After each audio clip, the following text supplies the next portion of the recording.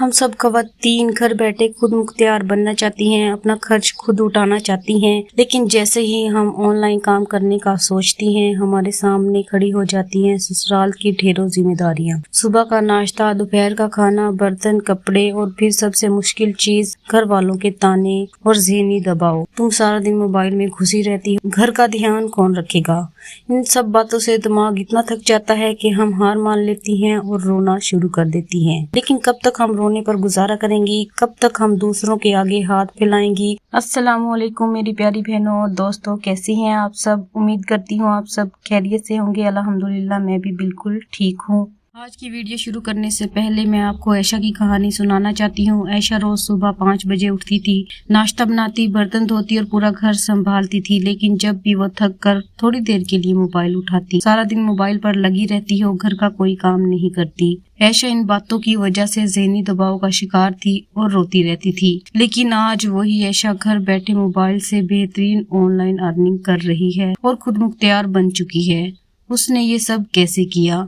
आज की वीडियो में मैं आपको वो 3 आसान तरीके बताऊंगी जो आयशा ने फॉलो किए। और हाँ, वीडियो के एंड में मैं आपको एक ऐसी सीक्रेट टिप बताऊंगी जिसने मेरी अपनी जिंदगी बदल दी। इसलिए वीडियो को एंड तक जरूर देखिएगा। अपने चैनल को सब्सक्राइब जरूर करना है और मुझे सपोर्ट करना है। मुझे आप सबकी सपोर्ट की बहुत जरूरत है। तो अपना टॉपिक शुरू करते हैं। पहली बात, अगर आप ससुराल में रहती हैं तो सबके सामने दिन के वक्त मोबाइल लेकर बैठना झगड़े को दावत देना है, क्योंकि लोगों को लगता है आप काम छोड़कर वक्त का ज़िया कर रही हैं।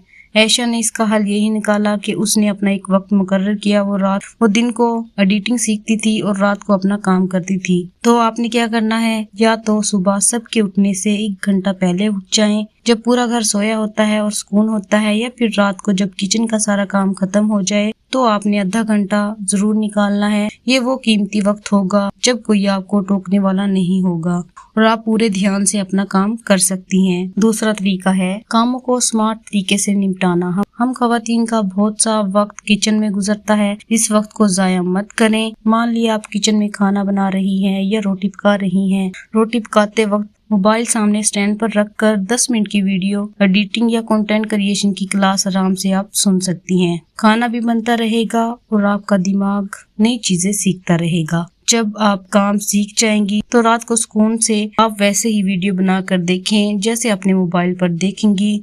कुछ टाइम तो लगेगा लेकिन आप काम सीख जाएंगी। मैंने भी ये सब ऐसे ही सीखा था। मैंने कोई कंप्यूटर कोर्स वगैरह नहीं किया था। मैं ऐसे ही रात को वीडियो देख लेती थी या दिन के टाइम मोबाइल काम करते वक्त चला कर रख देती थी कि कैसे ये वीडियो एडिटिंग कर रही हैं, तो मैं रात को वैसे ही वीडियो बनाकर सीखती थी। तो आप भी ऐसा ही किया करें। जो बहनें स्टार्ट करना चाहती हैं वो पहले थोड़ा थोड़ा सीख लें, फिर अपनी वीडियो बनाना स्टार्ट करें। और अब बात करते हैं उस सीक्रेट टिप की जो मैंने वीडियो के शुरू में बताई थी, जिसने मेरी जिंदगी बदल दी। अपने काम को तब तक छुपाएं जब तक आपकी पहली कमाई ना आ जाए।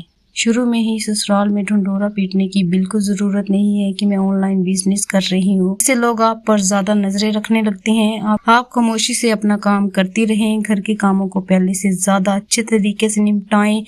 किसी को शिकायत का मौका ना मिले। जब आपके हाथ में पहली कमाई आएगी तो सबकी बोलती खुद ब खुद बंद हो जाएगी और सब आपकी इज्जत भी करेंगे। तो अपने बड़ी होशियारी से अपना ऑनलाइन काम सीखना है और करना है। जब आपकी पहली अर्निंग आए तो आपने किसी को बताना है, उससे पहले आपने किसी को भी नहीं बताना। तो प्यारी बहनों, रोना छोड़ें और खुद मुख्तियार बने। अगर आपको आयशा की कहानी और मेरी ये वीडियो अच्छी लगी हो तो मेरे चैनल स्ट्रॉन्ग हाउस 5 को जरूर सब्सक्राइब करें। कमेंट में मुझे जरूर बताइएगा कि आप भी सुबह 5 बजे उठकर एडिटिंग करती हैं। मिलती हैं अगली वीडियो में। अल्लाह हाफिज।